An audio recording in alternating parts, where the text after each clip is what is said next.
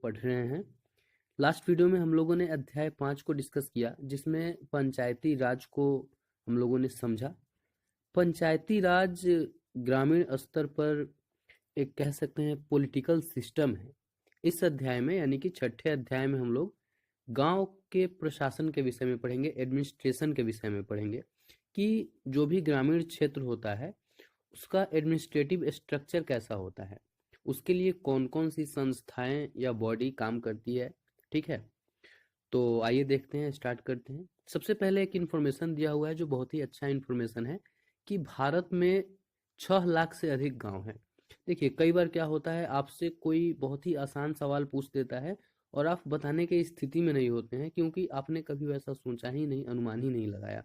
ये जो इन्फॉर्मेशन है आप एक बार पढ़ लेंगे, आपके सबकॉन्शियस माइंड में कहीं ना कहीं ये बात रह जाएगी। ठीक है, कोई आपसे अचानक पूछते भारत में कितने गांव हैं, आप आइडिया ही नहीं लगा पाते हैं कि लाख में है, हजार में है, कि क्या है। जैसे ही आप एक बार पढ़ लिए 6 लाख, अब आपके दिमाग में कहीं ना कहीं ये बात रहेगा। ठीक है, ये बहुत ही अच्छी थी। उसके बाद बताया जा रहा है कि उन सभी गांव में अच्छी व्यवस्था बनाए रखने के लिए गांव का एक प्रशासनिक ढांचा होता है, एडमिनिस्ट्रेटिव स्ट्रक्चर होता है जो गांव को व्यवस्थित रखती है।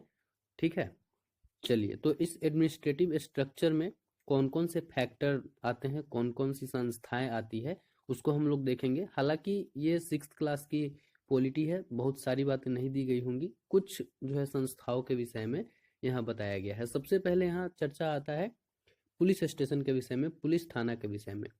देखिए, पुलिस स्टेशन क्या है। पुलिस स्टेशन का एक जो है कार्यक्षेत्र बना होता है। जैसे मान लीजिए बना दिया गया होगा कि 5 से 7 जो है गांव को मिला के एक पुलिस स्टेशन होगा। मतलब एक पुलिस थाना का एक क्षेत्र फिक्स होता है, 5 गांव, 7 गांव, 10 गांव ऐसे हो सकता है। और फिर उस क्षेत्र में जो भी घटना होगा, चाहे चोरी, दुर्घटना, मारपीट, झगड़े, कुछ भी हो, तो उस क्षेत्र के लोग अपने उस निर्धारित पुलिस स्टेशन में जाकर रिपोर्ट लिखवाएंगे।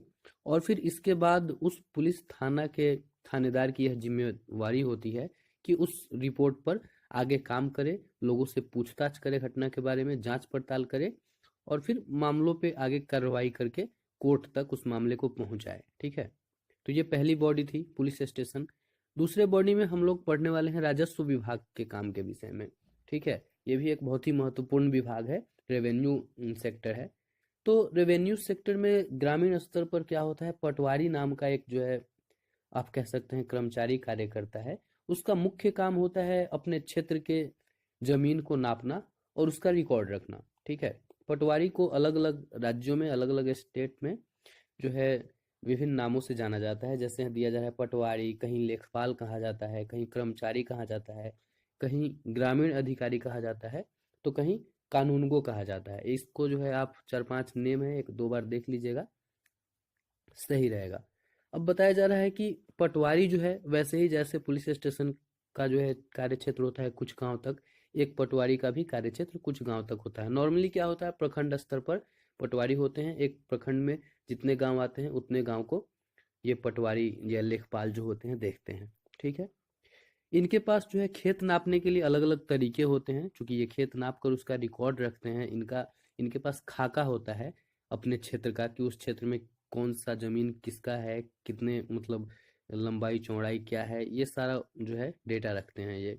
तो बताया जा रहा है उस खेत को नापने के लिए इनके पास अलग अलग तरीका होता है। कभी कभी ये लोहे के लंबी जंजीर से खेत को जो है मापते हैं, जिसे जरीब कहा जाता है। ठीक है, एक वर्ड है जरीब, याद रखिए।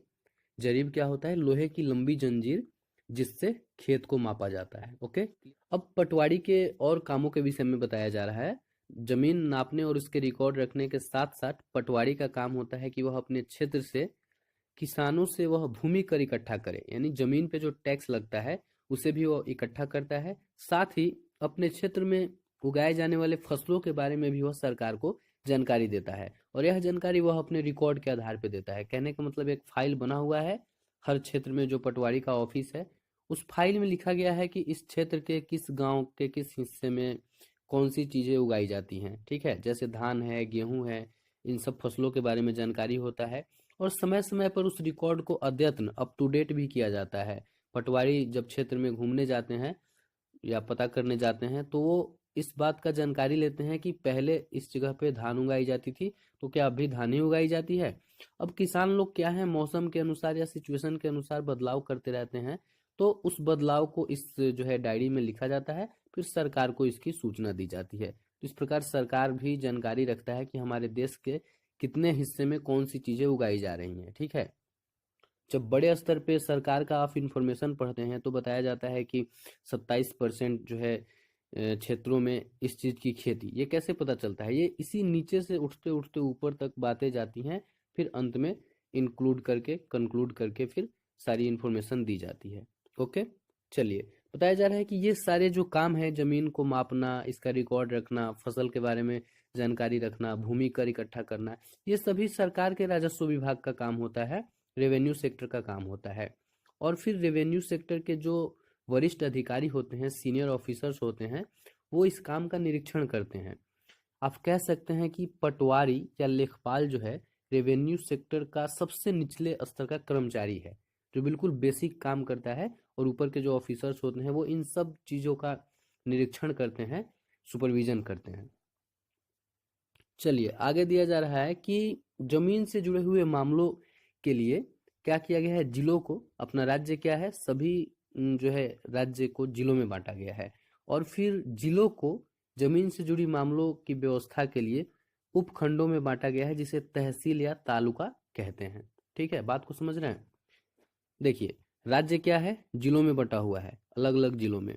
इन जिलों को जमीन से जुड़ी मामलों की व्यवस्था के लिए तहसील या तालुकों में बांट दिया गया है। ठीक है, हम लोगों ने पिछले अध्याय में पढ़ा था जिलों को प्रखंड में बांटा गया है प्रशासनिक इकाई के रूप में, लेकिन यहाँ जमीन से जुड़े हुए मामलों के लिए तहसील या तालुकों में बांट दिया गया है।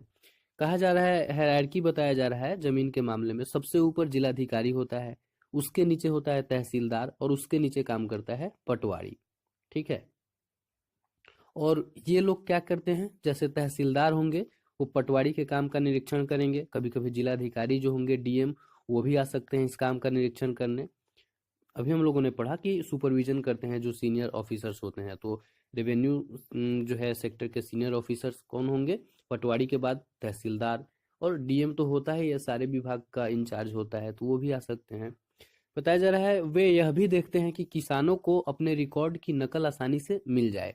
कहने का मतलब, जो पटवारी जमीन का नकल रखा हुआ है कि अपने इस क्षेत्र में कौन सी जमीन कितने लंबाई चौड़ाई की है, मतलब कि उसका माप रखा है, किसान को जब जरूरत पड़ेगी तो वो पटवारी के पास जाएंगे और आसानी से उसका नकल निकलवा लेंगे। कभी कभी पटवारी जो है, मान लीजिए अच्छे से काम नहीं कर रहा है, या फिर वो घूस लेने के चक्कर में है, करप्शन करने के चक्कर में है, तो फिर आगे के जो अधिकारी हैं इस चीज का को भी देखते हैं कि ऐसा ना हो, किसान को परेशानी ना उठानी पड़े।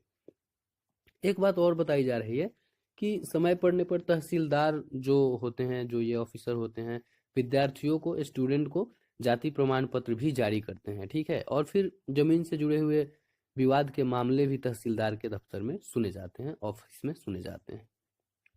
अब तो हालांकि जो ये जाति प्रमाण पत्र है ये सारे ऑनलाइन हो गए हैं, और फिर प्रखंड से ही सब मिल जाते हैं, ऑनलाइन कर दीजिए और अपने प्रखंड में जाइए, वहां से निकाल लीजिए। चलिए, अब आगे जो है रेगुलेशन में बात आती है, एक नया कानून के विषय में बताया जा रहा है, हिंदू अधिनियम धारा 2005। ये भी बहुत ही अच्छा है, अच्छा कानून है। पहले क्या था कि जब पिता की मृत्यु हो जाती थी तो जितने भी जमीन या संसाधन होते थे उनको